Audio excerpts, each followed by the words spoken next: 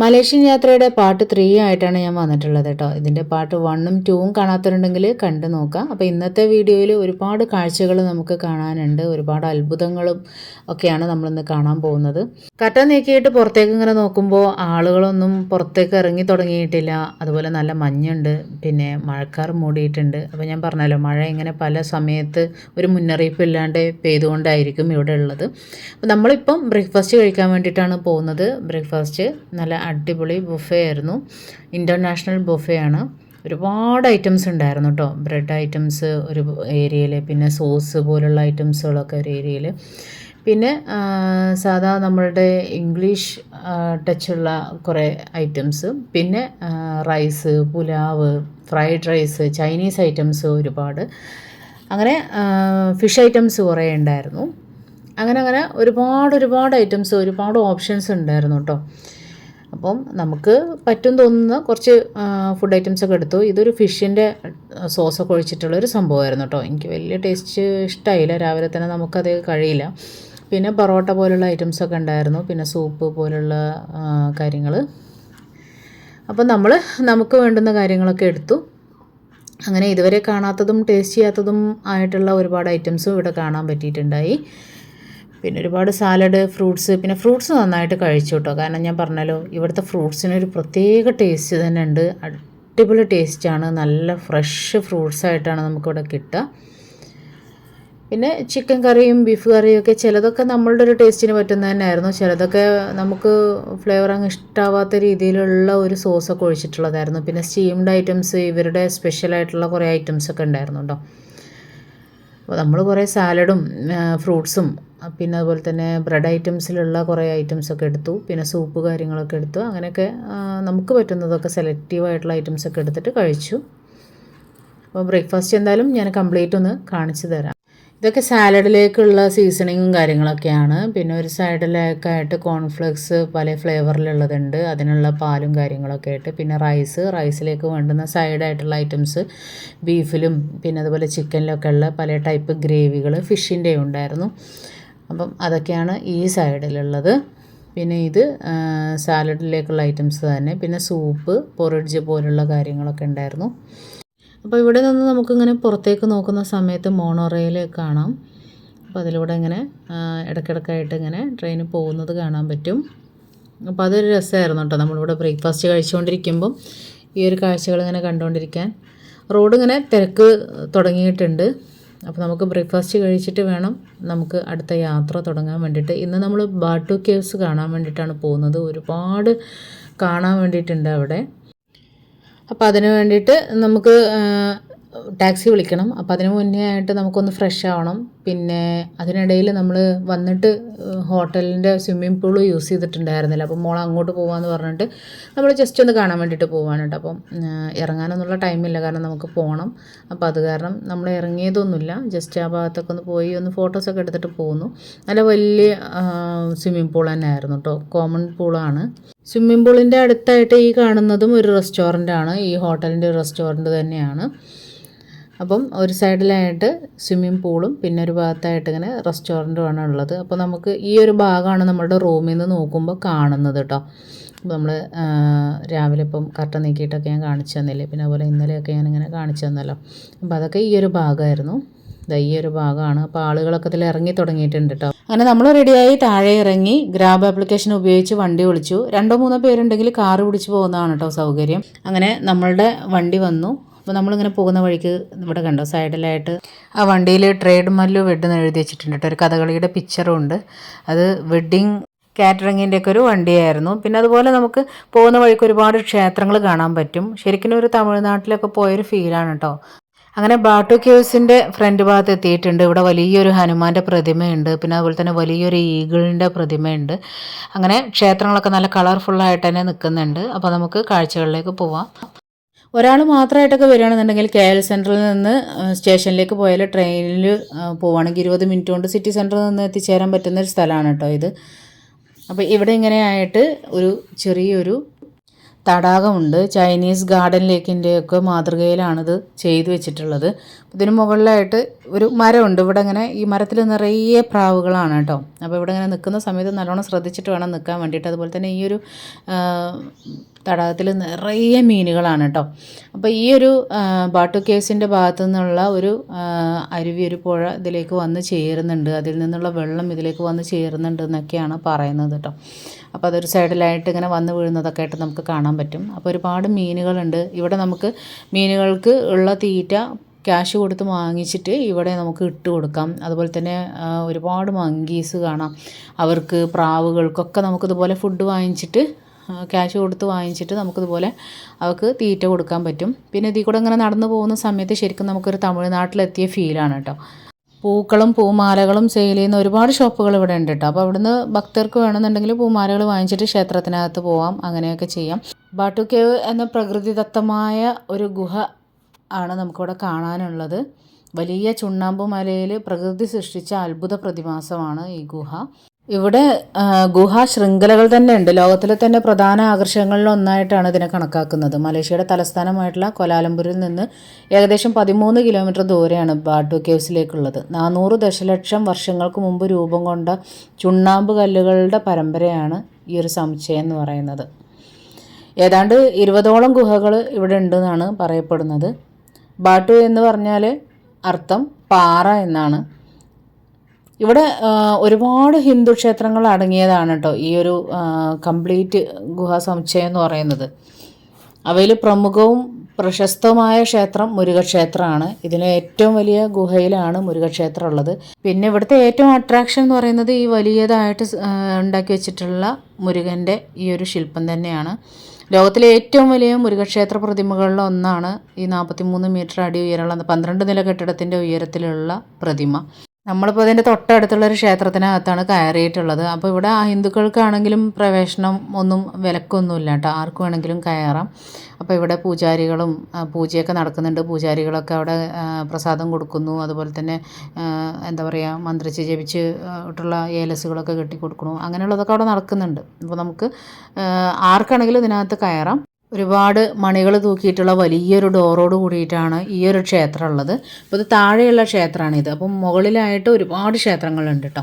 അപ്പോൾ ഇതിനകത്തും പ്രതിമകളുണ്ട്, ഒരുപാട് ശില്പങ്ങൾ ഇതിനകത്ത് ഉണ്ട് കേട്ടോ. ഈ ഒരു ഫുള്ളായിട്ട് ഈ ഒരു ബാട്ടു കേവ്സിലുള്ള കംപ്ലീറ്റ് ക്ഷേത്രങ്ങളിലും ഒരുപാട് ശില്പങ്ങളുണ്ട്. അതാണ് ഇവിടുത്തെ ഒരു പ്രത്യേകത എന്ന് പറയുന്നത്. ഫുൾ കളർഫുള്ളായിട്ടാണ് എല്ലാം ചെയ്തു വെച്ചിട്ടുള്ളത്. ഒരു തമിഴ് ടച്ചാണ് ഇതിനൊക്കെ കേട്ടോ. മലേഷ്യയിലെ ഹിന്ദുക്കളുടെ തീർത്ഥാടന കേന്ദ്രമാണ് ബാട്ടു കേവ്സ്. ഇന്ത്യയിൽ നിന്നുള്ള, തമിഴ്നാട്ടിൽ നിന്നുള്ള ധാരാളം ആളുകളും ഇവിടേക്ക് തീർത്ഥാടനത്തിന് എത്തുന്നുണ്ട്. അങ്ങനെ ഒരുപാട് പേരെ ഇവിടെ കാണാൻ പറ്റിയിട്ടുണ്ടായി. ഇവിടെയുള്ള ജനസംഖ്യയിൽ ഒരു 8% ഇന്ത്യൻ വംശജരാണ്. അതിൽ വലിയൊരു വിഭാഗം തമിഴ് വംശജരുമാണ് കേട്ടോ ഉള്ളത്. നമുക്കിവിടെ വരുമ്പോഴതന്നെ അത് അറിയാനും കാണാനൊക്കെ പറ്റും. തീർത്ഥാടകരും പിന്നെ അതുപോലെ തന്നെ ടൂറിസ്റ്റുകളും തന്നെയാണ് ഒരുപാടുള്ളത്. പിന്നെ ഇതിൻ്റെ ഏറ്റവും മുകളിലേക്കാണ് ഇനി നമ്മൾ നടന്നു പോകുന്നത്.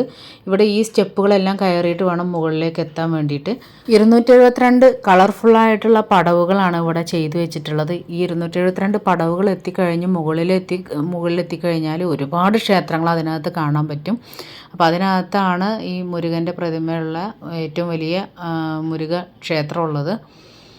തമിഴ്നാട്ടിലെ ക്ഷേത്ര പരിസരത്ത് എത്തിയൊരു ഫീലാണ് കേട്ടോ ഇവിടെ. അപ്പോൾ ഈ ഒരു സ്റ്റെപ്പ് ഒരുപാട് ആളുകൾ എന്താ പറയുക, തീർത്ഥാടനത്തിനെത്തിയവർ, പ്രായമായവർ, ഗർഭിണികൾ, കുട്ടികൾ എല്ലാം കയറുന്നുണ്ട്. അതിനിടയിൽ കയറി ക്ഷീണിക്കുന്ന സമയത്ത് പടികളിൽ ഇരുന്നും ചാരി നിന്നൊക്കെ പടിപടിയായിട്ടാണ് കയറുന്നത്. കാരണം ഇത്രയും സ്റ്റെപ്പുകൾ നമുക്ക് കയറാൻ കഴിയില്ല. ടൂറിസ്റ്റുകളെയും തീർത്ഥാടകരെയും ഒരുപോലെ ആകർഷിക്കുന്ന ഒന്നാണ് ഈ ബാട്ടു കേവ്സ് എന്ന് പറയുന്നത്. ഈ ബാട്ടു കേവ്സിനകത്ത് കയറി കഴിഞ്ഞാൽ ഇവിടെ പ്രാവുകളും വവ്വാലുകളൊക്കെ ഒരുപാട് ഇതിൻ്റെ മുകളിലുള്ള ചെറിയ ചെറിയ പൊത്തുകളിലൊക്കെ കൂട് കൂട്ടിയിട്ടും താമസം ഉള്ളതൊക്കെ കാണാം. കുരങ്ങുകളെ കാണാം.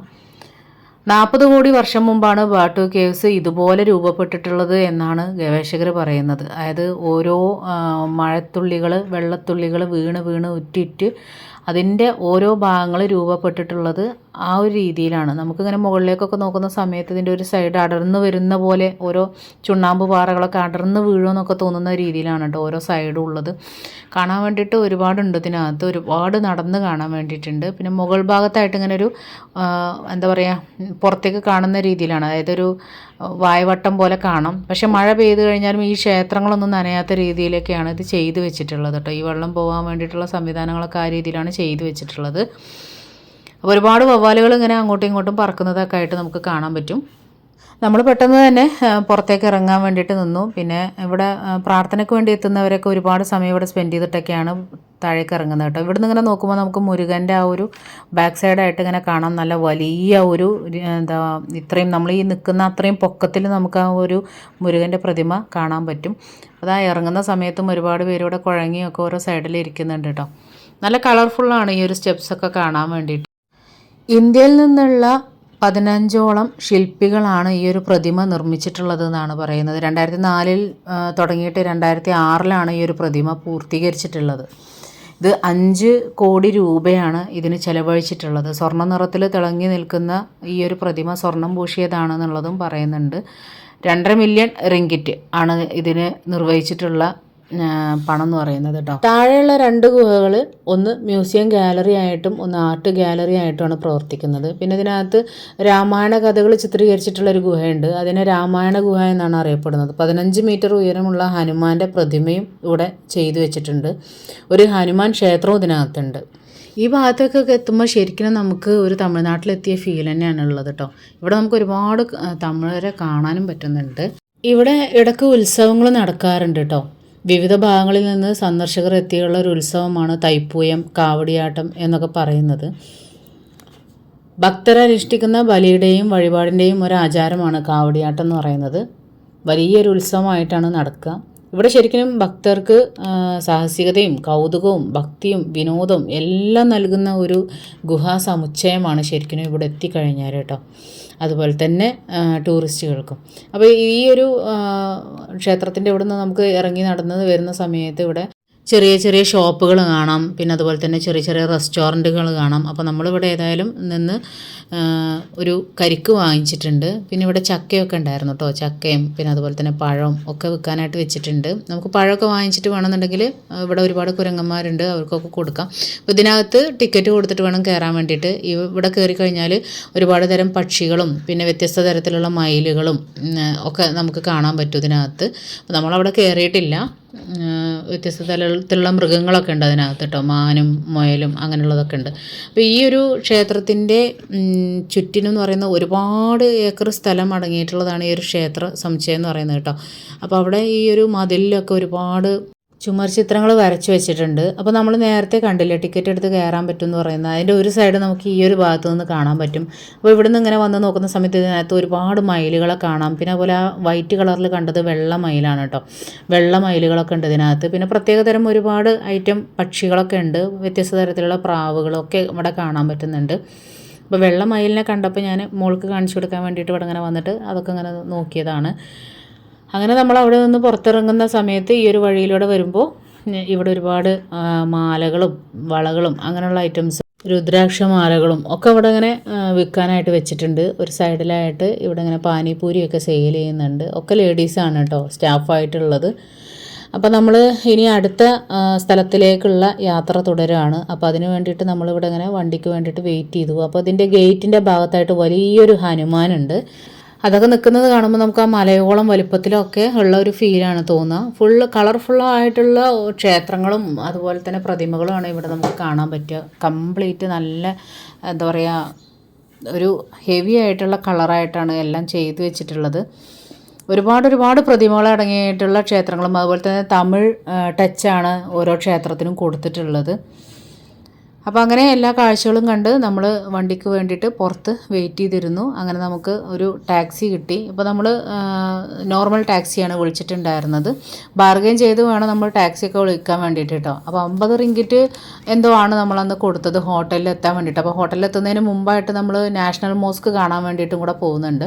അപ്പോൾ ആദ്യം നമ്മൾ നാഷണൽ മോസ്കിലേക്കാണ് പോകുന്നത്. അപ്പോൾ ഈ ഒരു സൈഡിൽ കാണുന്ന ഈ ഒരു ഏരിയയൊക്കെ ക്ഷേത്രത്തിൻ്റെ ഭാഗങ്ങളാണ് കേട്ടോ. അപ്പോൾ അത്രയും ഭാഗങ്ങൾ ക്ഷേത്രത്തിൻ്റെയാണ്. പിന്നെ അത് കഴിഞ്ഞ് നമ്മളിങ്ങനെ ടൗണിലേക്ക് കടക്കുന്ന സമയത്ത് ഒരുപാട് പഴയ ബിൽഡിങ്ങുകൾ കാണാൻ പറ്റും. പിന്നെ അതുപോലെ തന്നെ പുതിയതായിട്ട് വന്നിട്ടുള്ള കെട്ടിട സമുച്ചയങ്ങൾ കാണാം. പുറത്ത് നന്നായിട്ട് തന്നെ മഴക്കാർ മൂടിയിട്ടുണ്ട്. അപ്പോൾ നമ്മൾ വിളിച്ചിട്ടുണ്ടായിരുന്ന ഈ ഒരു ടാക്സിയുടെ ഡ്രൈവർ എന്ന് പറയുന്ന ഒരു തമിഴനായിരുന്നു കേട്ടോ. നല്ല പ്രായമായിട്ടുള്ള ഒരാൾ തന്നെയായിരുന്നു. അദ്ദേഹത്തിൻ്റെ അച്ഛനും അമ്മയും ഒക്കെ തമിഴ്നാട്ടിൽ നിന്ന് കുടിയേറിയവരാണ്. അപ്പം ഇയാൾ കുടുംബവും കുട്ടികളും പേരക്കുട്ടികളൊക്കെ ആയിട്ടാണ് ഇവിടെ ജീവിക്കുന്നത്. ഗവൺമെൻറ് ഉദ്യോഗസ്ഥനായിരുന്നു. ജോലിയിൽ നിന്ന് റിട്ടയർ ആയ ശേഷമാണ് ടാക്സി ഓടിക്കുന്നത്. ഇവിടെ പ്രായമായാലും ജോലി ചെയ്യുന്നു എന്നുള്ളതാണ് അതിൻ്റെ ഒരു പ്രത്യേകത. അദ്ദേഹത്തിൻ്റെ മകൻ പൈലറ്റാണ്. മോളും നല്ലൊരു പൊസിഷനിൽ തന്നെയാണ് വർക്ക് ചെയ്യുന്നത്. അപ്പോൾ ഇത്രയും നല്ലൊരു ഇതിലായിട്ട് പോലും ആളുകൾ വെറുതെ ഇരിക്കാണ്ട് ടാക്സി ഓടിച്ചിട്ടാണെങ്കിലും ക്യാഷ് ഉണ്ടാക്കുന്നുണ്ട്. കാലിന് എന്തൊക്കെയോ ഓപ്പറേഷനൊക്കെ കഴിഞ്ഞ് ഒരു ഭാഗത്ത് കാലൊക്കെ ഫിറ്റ് ചെയ്ത പോലെയാണ് കാണാൻ പറ്റിയിട്ടുണ്ടായിരുന്നത് കേട്ടോ. ഇത്രയും ബുദ്ധിമുട്ടിയിട്ടാണെങ്കിലും വീട്ടിൽ വെറുതെ ഇരിക്കുന്നില്ല. എല്ലാവരും പ്രായമായാലും ഹാർഡ് വർക്ക് ചെയ്യുന്നു, ജോലി ചെയ്യുന്നു. അതൊക്കെ തന്നെയാണ് ഈ ഒരു രാജ്യത്തിൻ്റെയൊക്കെ വിജയം എന്ന് പറയുന്നത്. നമ്മളുടെ യാത്ര അടുത്ത ഡെസ്റ്റിനേഷനിലേക്ക് തുടരുകയാണ്. അപ്പോൾ ആ ഒരു എപ്പിസോഡുമായിട്ട് നെക്സ്റ്റ് വീഡിയോയിൽ കാണാം. താങ്ക്